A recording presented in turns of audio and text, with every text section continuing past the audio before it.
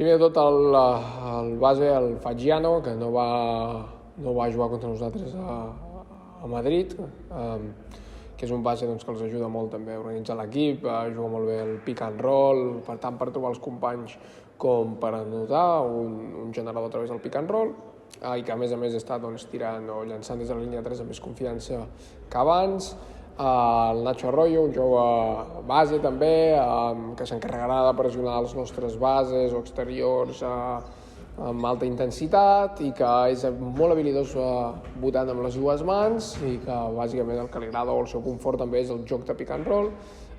per trobar els seus companys també o per anotar sobretot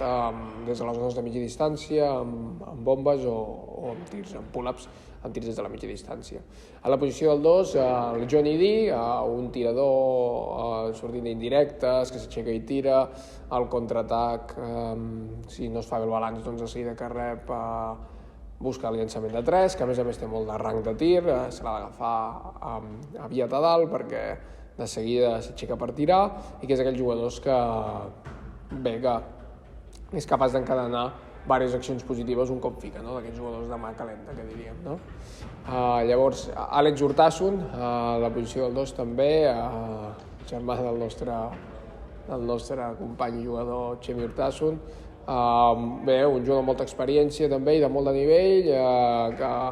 juga, sobretot, que sorteix a la banqueta i que quan surt doncs, juga molt per ell, sobretot situacions de bloqueig directe,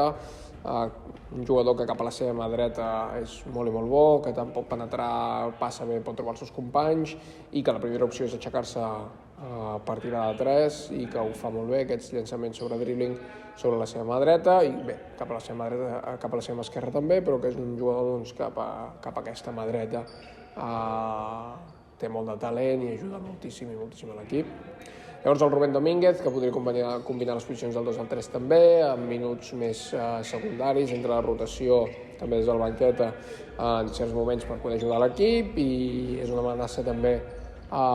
des de la línia de 3 i des del tir exterior, un jugador amb bon físic. L'Adam Sola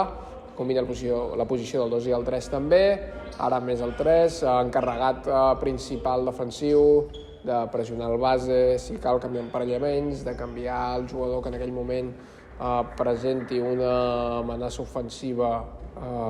més gran cap a l'Estudiantes, doncs l'Adam s'encarrega de defensar-lo, un jugador molt atlètic, que té aquest rol i que en atac doncs, bàsicament portarà a córrer el contraatac, carregar el rebot ofensiu i jugar sense pilota. I per últim, Javier Beirán, un jugador amb moltíssima experiència també, a la posició 3, que els dona doncs, aquesta alçada, aquest físic per jugar a posició 3 i que té molta capacitat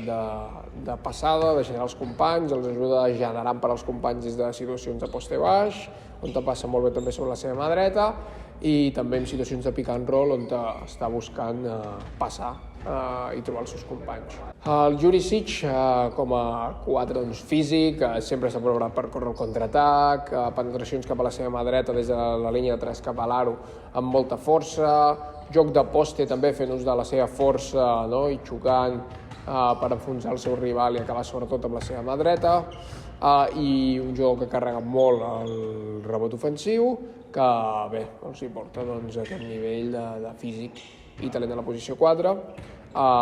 Llavors el Nacho Martín, que és un jugador també doncs, amb molta experiència, amb una amenaça del tir de 3 també molt alta, no? Que quan arriba en transició d'últim i està els jugadors enfonsats doncs aixeca el llançament de 3 i que en els moments doncs, importants sempre apareix, juga situacions de poste també per acabar sempre també amb la seva mà dreta i carrega el rebot ofensiu. I a posició 5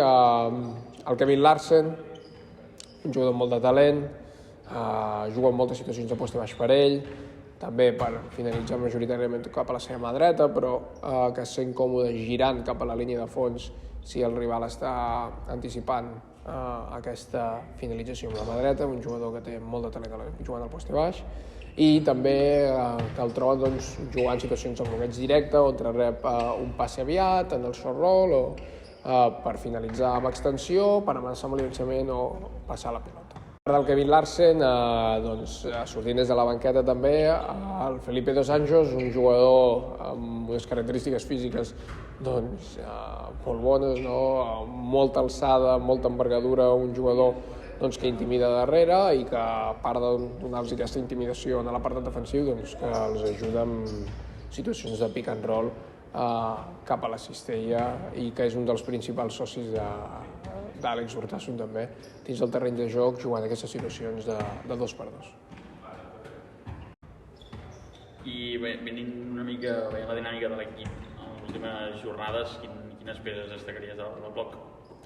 El Kevin Larsen, per la presència que té en el joc interior, és un jugador molt important per ells, i l'Àlex Urtasun, per el que els aporta des de la banqueta.